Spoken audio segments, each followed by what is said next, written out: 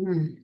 So కాబట్టి ఏంటివి ప్రతిదీ కూడా మనము ఎలా వాడుకోవాలి అనే విషయాన్ని ఇదన్న మమ అని ఎప్పుడైతే మనం అన్నామో మనకి ఈ ప్రకృతిలో ఉన్నటువంటివి ప్రతిదానిని ఎలా వాడుకోవాలి అనే విషయం మనకు అర్థమైంది కదా. సో ఈ శరీరం మనదా? కాదు. శరీరం ఉంది కదా. భగవంతుడు ఇచ్చాడు కాబట్టి ఈ శరీరాన్ని ఎలా వాడుకోవాలి? ఇష్టం వచ్చినట్టు వాడుకుంటానంటే వీలు లేదు కదా. ఉమ్, సో నా ఉమ్, ఇష్టం ఉన్నట్టు చేస్తాను అంటే అలా వీలు లేదు అక్కడ మనకి. చేస్తున్నాము అందుకే అష్ట కష్టాలు పడుతున్నాం మనం. అవునా? భగవంతుడు ఉమ్, ఇచ్చిన ఇచ్చినటువంటి దాన్ని మనం ఎలా వాడుకోవాలి కదా. ఉమ్, అవునా? ఆయన ఎలా చెప్పాడో అలా వాడుకోవాలి. మరి ఆయన ఎలా చెప్పాడు మనకేం తెలుసు కదా. తెలియదు ఉమ్, కదా. ఉమ్. మరేం చేస్తాం? ఆయుర్వేద అన్ని ఆయుర్వేదంలో చెప్పేశారు. ఆ, ఎలా వాడుకోవాలో, శరీరాన్ని ఎలా ఉమ్, ఉంచుకోవాలో ఆయుర్వేదంలో చెప్పారు కదా. అన్ని ఉమ్, వేదాలు 4 వేదాలను 4 భాగాలుగా విభజించారు. అవునా? సో ఏంటి?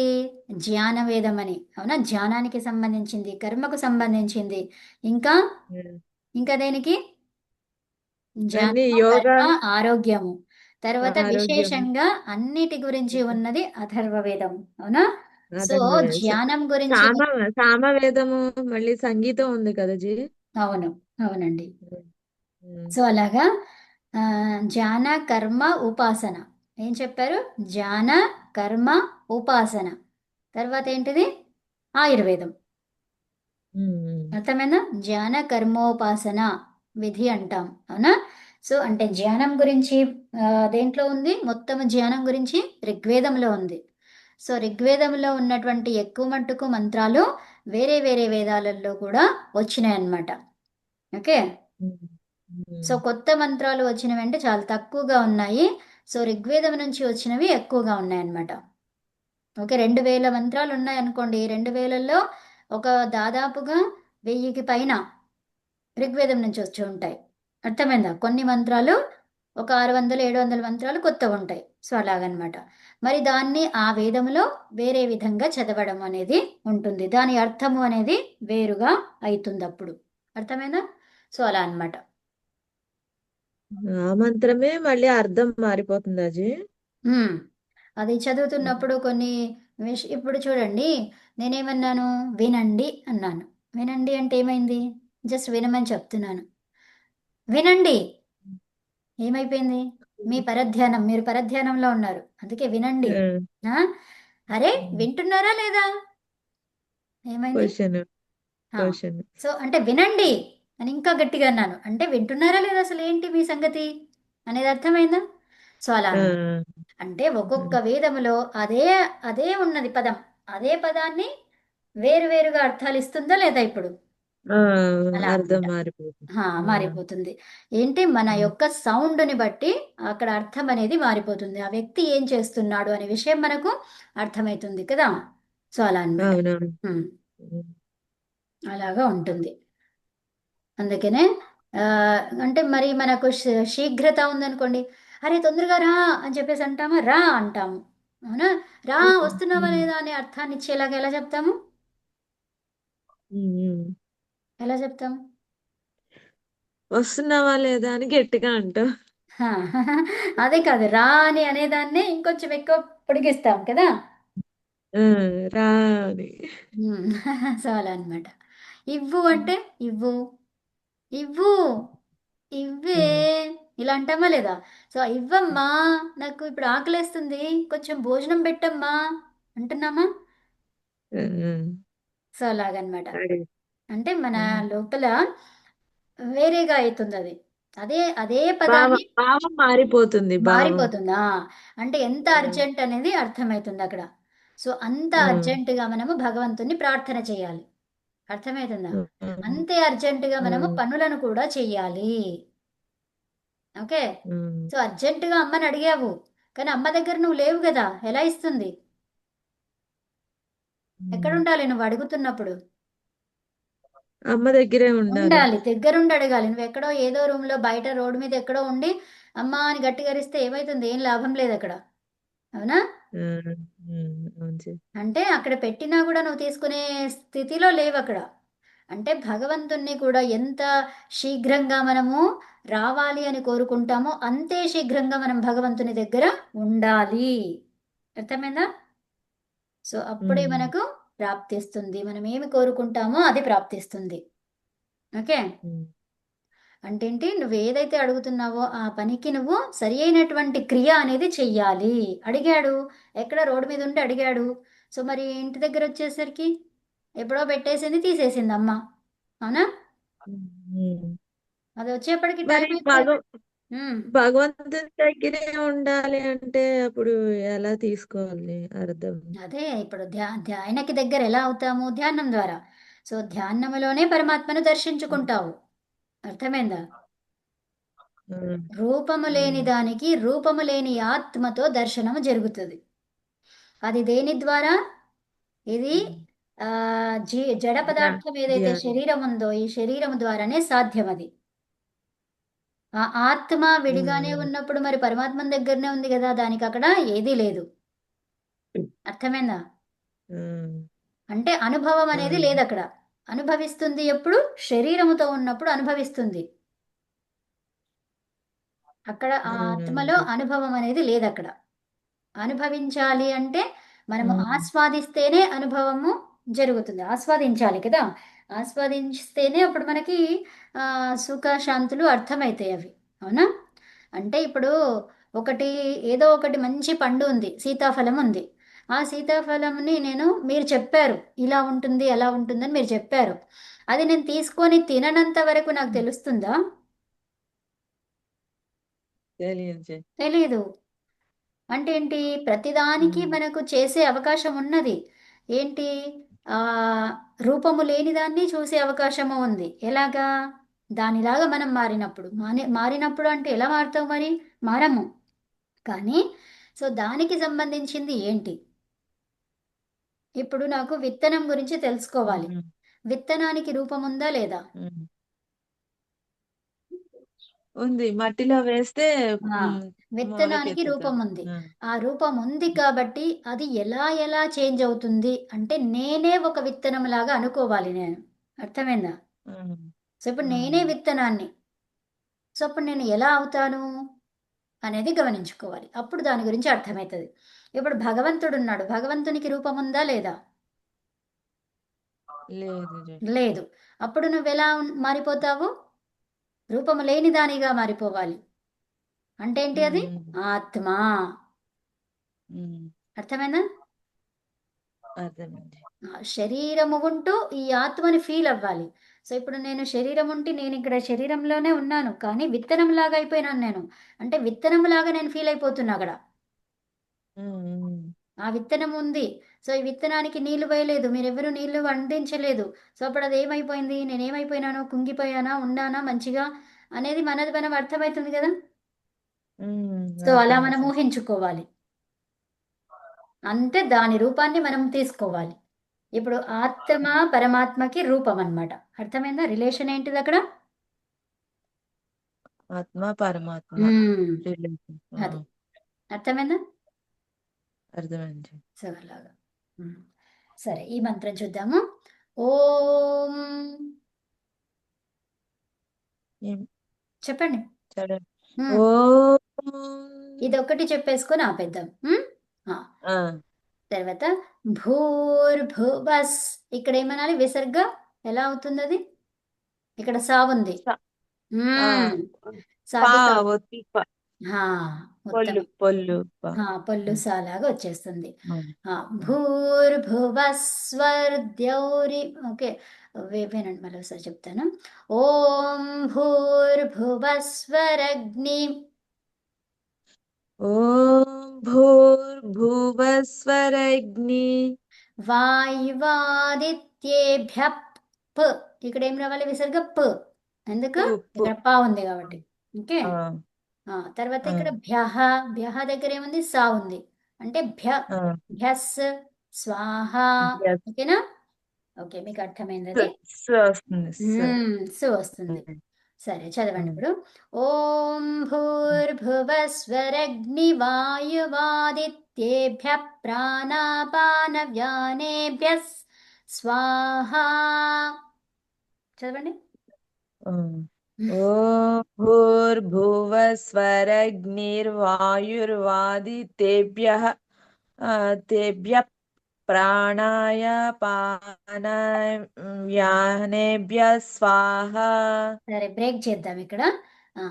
ఓం భూర్భువస్వరగ్ని ఓం భూర్భువస్వరగ్ని వాయువాదిత్యేభ్యः ప్రాణాపానవ్యానేభ్యः స్వాహా. వాయువాదిత్యేభ్యः హ్మ్. పావకూడదు అజ్జి. ప్రాణాపానవ్యానేభ్యः ప్రాణాపానవ్యానేభ్యः స్వాహా. మళ్ళీ చదవండి. ఓం భూర్భువస్వరగ్నివాయువాదిత్యేభ్యः ప్రాణాపాన వ్యానేభ్యः స్వాహా. ఓం ఒక నిమిషం, భూర్భువస్వరగ్నిర్వాయుర్వాదిత్యేభ్య. అగ్నిర్ర లేదు, అగ్ని అంతవరకే. ఉమ్? ఆ, ఓం భూర్భువస్వరగ్ని. ఇక్కడ భువస్వరగ్నిర్ నగ్ అంతేనజ్జి. అగ్నిర్రు కాదు, అగ్ని అంతే. విసర్గ లేదు కదా, అగ్ని. విసర్గ ఉంటే రు వచ్చేది. రు ఆ, గాని సు గాని వచ్చేది, ఇక్కడ విసర్గ లేదు కదా. ఆ.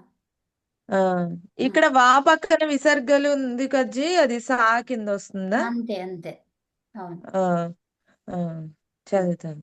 ఉమ్. ఓం భూర్భువస్వరగ్నిర్వాయుర్వాదితేభ్యः ప్రాణాయ ఆ, ప్రాణాయ వ్యానేభ్యः స్వాహా. ప్రాణాయ ఉంది ఇక్కడ, ప్రాణ ప్రాణాపాన. ప్రాణాపాన పానవ్యానేభ్యः స్వాహా. ఇక్కడ మళ్ళీ చెప్పండి ఇది. వాయువాదిత్యేభ్య వాయువాదిత్యేభ్య వాయు ఆదిత్యేభ్య అన్నమాట ఇక్కడ. ఓకే, ఆ, సో ఆ. వాయువాదిత్యేభ్య. వాయువాదిత్యేభ్య. ఉమ్, భ్యప్ అని ఇక్కడ చదువుతాం, ఎందుకంటే ప్రాణాలు ఆ, చెప్తాం కాబట్టి. ఆ. చదవండి. వాయువాదితేభ్యः ప్రాణాపాన పాన వ్యానేభ్యः స్వాహా. ఉమ్. ఇదమగ్నివాయువాదిత్యేభ్య ప్రాణాపానవ్యానేభ్యః. ఇ- ఇదమగ్నిర్వాయుర్ వా వాయువా వ్యా ఇది మళ్ళీపోయింది. వాయువాదిత్యేభ్య. వాయువాదితేభ్యः ప్రాణవ్యానేభ్యः స్వాహా. ఒక నిమిషం, మళ్ళీ చదవండి. ప్రాణాపానవ్యానేభ్య. ప్రాణాపానవ్యానేభ్య భ్యః అనండి ఇక్కడ మొత్తం. భ్యః. ప్రాణాపానవ్యానేభ్యః ఇదన్న మమ. ఉమ్, ఎందుకంటే ఇక్కడ చివర, ప్రాణాపానవ్యానేభ్య చెప్పండి. ఇక్కడ చివర కాబట్టి ప్రాణాపాన వ్యానేభ్యః, తర్వాత ఇదన్న మమ. ఉమ్, జీ. చదవండి మొత్తం ఫస్ట్ నుంచి. ఉమ్. ఓం భూర్భువస్వరగ్ని వాదితేభ్య ప్రాణాపానవ్యానేభ్య స్వాహా. ఇదమగ్నిర్వాయుర్వాదితేభ్య ప్రాణాపానవ్యానేభ్య స్వాహా. ఉమ్, అవ్యానేభ్యః ఇదం న మమ. ఉమ్. ఇంకొంచెం ప్రాక్టీస్ చేయండి. వేద గారు మేడం చెప్పండి. చేస్తాను. ఉమ్, ఓం భూర్భువస్వరగ్ని వాయువ్యాదిభ్య ప్రాణాపానవానేభ్య స్వాహ ఇదమగ్ని వాయువ్యాదిభ్య ప్రాణాపానవానేభ్య ఇదన్న మమ. ఇక్కడ వ్యాధి అంటున్నారు, వ్యాధి కాదు ఇక్కడ. ఏమనాలి? వాయు వాయు ఆదిత్య. వ్యాధి అంటే మళ్ళీ వ్యాధి వచ్చేసింది. ఆదిత్య అంటే ఎవరు? ఆదిత్య స్వరూపుడు, అవునా? అవినాశి చెప్పుకున్నాం కదా ఇంతకుముందు, అవునా? భగవంతుడు, అతని కొరకు అని చెప్తున్నాము. కానీ వ్యాధి అంటే ఏంటిది? వ్యాధి కొరకు అంటున్నాం. వ్యాధి కొరకు అంటే ఏంటి? మనకు వ్యాధులు రావాలి అని చెప్పుకుంటున్నాం. సో అదొద్దు కదా. సో వ్యాధి కాకుండా ఏమనాలి? వాయువు వా- ఆది, వాది వ్యాధి కాకుండా వాది. ఓకే, వాది. మళ్ళీ చెప్పండి. భూర్భువస్వరగ్ని. భు- ఉమ్. ఓం భువస్వరగ్ని వా వాయువాదిత్యేభ్య. ఏమనాలి? వాయు వాయు. ఏమంటారు? వాయు వాయు ఆదిత్యేభ్య ఆదిత్యేభ్య కాదు, వాదిత్యేభ్య ఎందుకు? లేకపోతే వాయు అనండి. వాయు ఆదిత్యేభ్య అట్లా చెప్పండి. ఓకే, ఓం వాయు. భూస్వరగ్ని వాయు ఆదిత్యేభ్య ప్రాణాపానవానేభ్య స్వాహా వ్యానేభ్య స్వాహ. వానేభ్య స్వాహా వ్యానం అంటే ఇద వ్యాపించేవాడు. ఇదమగ్నివాయు ఆదిత్యేభ్య ప్రాణాపాన వ్యానేభ్య ఇదన్న మమ. ఉత్తమం, ఉత్తమం. అదండి. మన శైలజ గారు చెప్తారా? అవునండి. చెప్తారు. ఓం భూర్భువస్వరగ్నివాయువాదిత్యేభ్యః ప్రాణాపానవ్యానేభ్యः స్వాహా. ఇదమగ్నివాయువాదిత్యేభ్యः ప్రాణాపానవ్యానేభ్యः ఇదన్నమః. ఇక్కడ భ్యః అని చెప్పేయండి. ప్రాణాపానవ్యానేభ్యः ఇదన్నమమ. ఉత్తమం. సో బాగా చెప్పారు.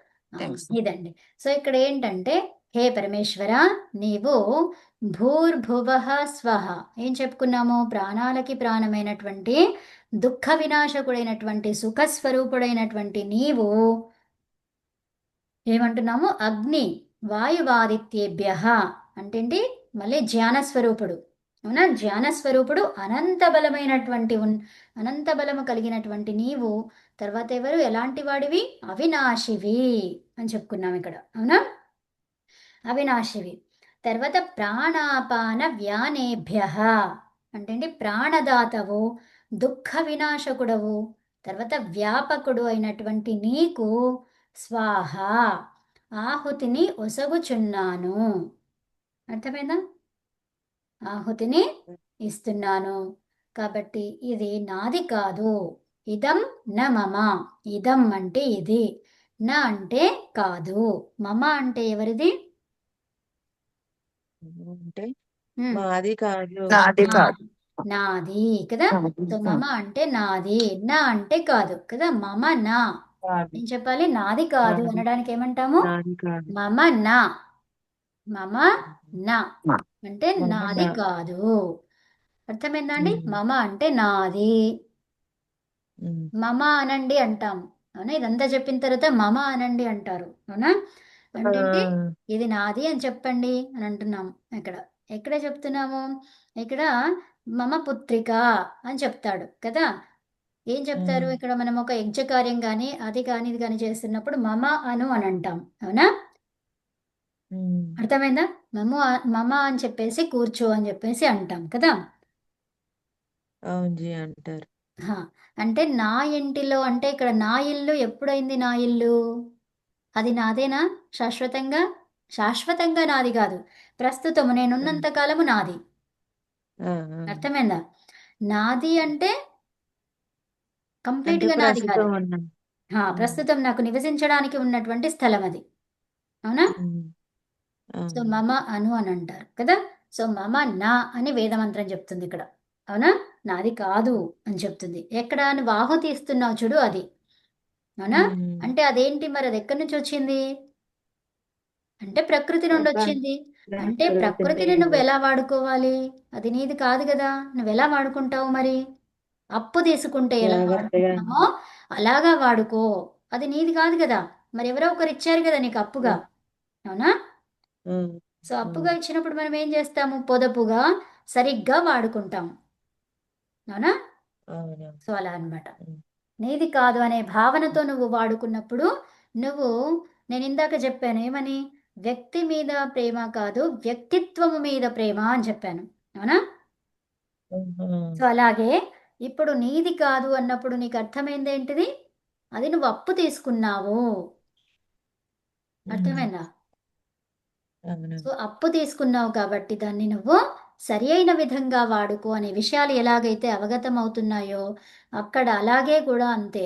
ఏంటి, వ్యక్తి కన్నా వ్యక్తిత్వం పైన మనం చూసుకుంటే మనకు ఎవరి మీద ద్వేషం రాదు. వస్తుందా?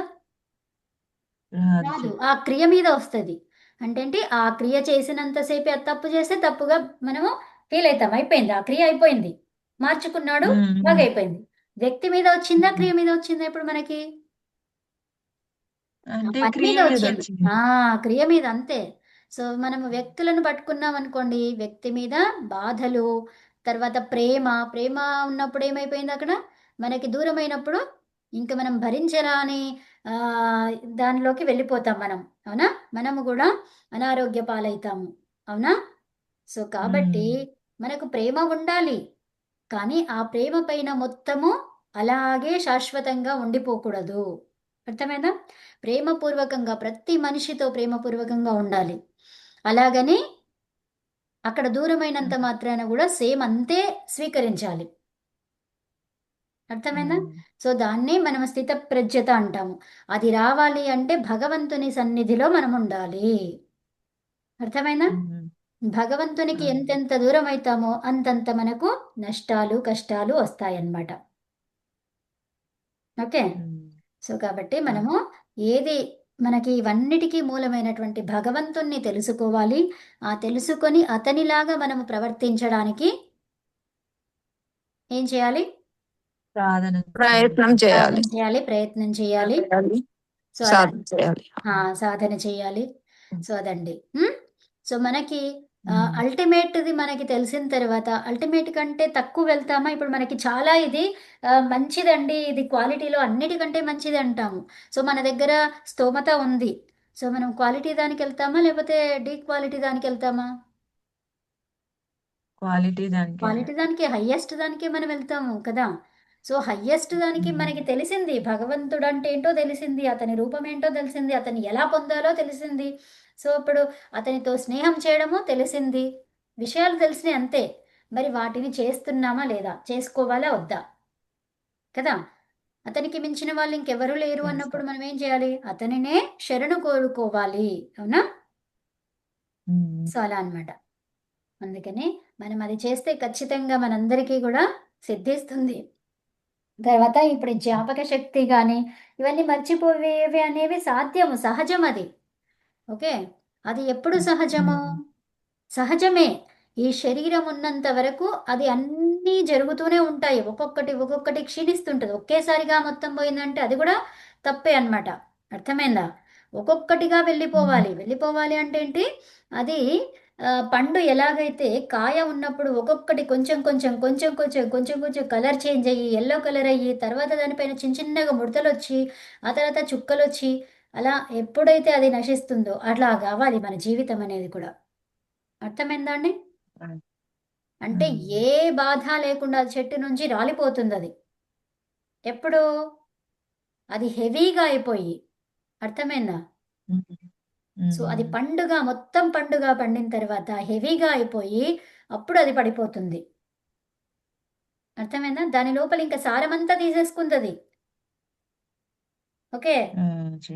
అంటే దాని లోపల అన్ని ప్రోటీన్స్ న్యూట్రిషన్స్ అన్ని మొత్తం సమకూరిన తర్వాత అది కింద పడింది. ఉమ్, అంటే మనము కూడా ఒక గొప్ప వ్యక్తిగా తయారయ్యి గొప్ప ఆలోచనలతో ఉండి మొత్తం పరిపక్వమయ్యి అప్పుడు రాలిపోవాలి మనం. కానీ రోగాలతో రాలిపోతున్నాం మనం కదా. ఉమ్, సో అది వద్దు మనకి. జీ. అందుకనే మనకు ఇప్పుడు ఎప్పుడు తెలిస్తే అప్పుడు అప్పటి నుంచే మనం మొదలు పెడదాము. సో అప్పుడు ఏమవుతుంది, కొంచెమన్నా మళ్ళీ పాత స్థితికి మనం చేరుకోవచ్చు. అర్థమైందా? ఉమ్, ఈ శరీరం అంతా కూడా మన చేతిలోనే ఉంది. ఇప్పుడు ఒక బెలూన్ ఉంది, ఓకే, బెలూన్ కానీ పండిపోయిన పండు కానీ, సో దాన్ని నీళ్ళల్లో వేస్తే ఏమైందండి? మళ్ళీ పూర్వరూపాన్ని బెలూన్ పుంజుకుందా లేదా? పూర్వరూపాన్ని పుంజుకుంటుంది అది. అంతా ముడతలు అవును. ముడతలు అయినటువంటిది మంచి స్ట్రాంగ్ తయారవుతుంది. అర్థమైందా? ఉమ్, అంటే ఏంటి, మన అవును. శరీరము కూడా ఆ ముడతల శరీరాన్ని మనము మంచిగా చేసుకోవచ్చు అనేది ఇక్కడ ప్రూవ్ అయిపోయింది. ఉమ్, అర్థమైందా? అవును. ఆ, అంటే దానికి ఏం కావాలి? నీరు కావాలి, అంటే లిక్విడ్స్ కావాలి, తర్వాత శక్తి కావాలి. శక్తి ఎప్పుడు వస్తుంది మరి? ఆ శక్తి రావాలి అంటే మనము దాన్ని వంచాలి, ఉమ్, వంచగలగాలి శరీరాన్ని, ఆ పార్ట్స్ని ఉమ్, వంచాలి. అంటే ఏంటి? ఏదో ఒక వ్యాయామము చెయ్యాలి. ఉమ్, అయిపోయింది, వచ్చేసింది, పూర్వస్థితికి వచ్చేసింది. ఉమ్, అర్థమైందా? అవును జీ. హ్మ్. వ్యాయామం చెయ్యాలి, నీరు తాగాలి. వ్యాయామం అనేది ఖచ్చితం. యోగాసనాలు ఉమ్, ఆసనాలు అనేది అవసరము. ఆసనాలు అవసరము శరీరానికి. ఈ శరీరం ఉంటేనే మనం అన్ని ఏదైనా చేయగలుగుతాము. శరీరమే లేకపోతే ఇంకేం చేస్తాము? ఏమీ చేయలేము కదా. శరీరం ఖలు ధర్మ ఉమ్, సాధనం. ఏది చేయాలన్నా కూడా ఈ సాధనం ఏంటిది? శరీరం. ఉమ్, కాబట్టి ఆ శరీరాన్ని మనం మంచిగా ఉంచుకోవాలి. అది మంచిగా ఉంచుకోవాలి అంటే సరైన ఆహారం మనం తీసుకోవాలి, సమయానికి తీసుకోవాలి, ఏ సమయంలో ఏది తీసుకోవాలో తెలియాలి కదా. అవును జీ. సో మరి ఎలాంటి ఆహారాన్ని తీసుకుంటే ఆ బుద్ధిని ఇంకా మెరుగుపరుచుకోవచ్చు, అవునా? ఉమ్, ఇప్పుడు ఒక పెన్సిల్ ఉంది, పెన్సిల్ డల్గా ఉంది. డల్గా ఉంటే ఏం చేస్తాము? షార్ప్ చేస్తాము షార్ప్నర్తో, అవునా? అవును జీ. సో అట్లాగే ఇక్కడ బుద్ధి ఉంది, ఆ బుద్ధి మందబడిపోయింది. సో దానికి ఎన్లైటన్ చేయాలి, బుద్ధిని మన షార్ప్ చేయాలి అంటే ఏం చేయాలి? ఇలాంటి స్క్రిప్చర్స్ చదవాలి, ఇలాంటి వేద మంత్రాలు చదవాలి, మంత్రాలను చదువుతూ ఉండాలి. భగవంతుని యొక్క ఇచ్చినటువంటి శ్లోకాలు ఏవైతే ఉన్నాయో వాటిని చదవాలి. ఇప్పుడు భగవద్గీత కానీ, రామాయణం కానీ, తర్వాత ఉపనిషత్తులు కానీ ఇలాంటివి చదువుతూ ఉండాలి. అప్పుడు బుద్ధి అనేది ఉమ్, షార్ప్ అయిపోతుంది. పెన్సిల్ని షార్ప్నర్ తీసుకొని ఎలాగైతే షార్ప్ చేసామో అలాగా బుద్ధిని షార్ప్ చేయాలి. మందగించి ఉన్నది, సో దాన్ని ఎలా చేయాలి? ఇలాంటి చదవడం చేత సంస్కృతం చదవాలి. సో అప్పుడు అది షార్ప్ అయిపోతుంది మళ్ళీ. ఓకే, ఉమ్, మనకి పెన్సిల్ కథ గుర్తు రావాలి. పెన్సిల్ మొద్దుబారిపోయింది, అది కొంచెమే ఉన్నది, మనకి రాసి రాసి ఏమైపోయింది? అది లోపలికి వెళ్ళిపోయింది అది. సో దాన్ని షార్ప్ చేసుకోవాలి. బుద్ధిని వాడితే అది షార్ప్ అయితేనే ఉంటుంది, కానీ వాడకపోతేనే మొద్దు మారిపోతుంది అది. అర్థమైందా? సో దాన్ని షార్ప్ చేయాలి అంటే నిరంతరము సంస్కృతానికి దగ్గరగా ఉండాలి మనం. ఉమ్, అదండి. ఆ. సరే, నమస్తే అండి, ధన్యవాదాలు. ధన్యవాదాలు. నమస్తే. ధన్యవాదాలు. To thank you.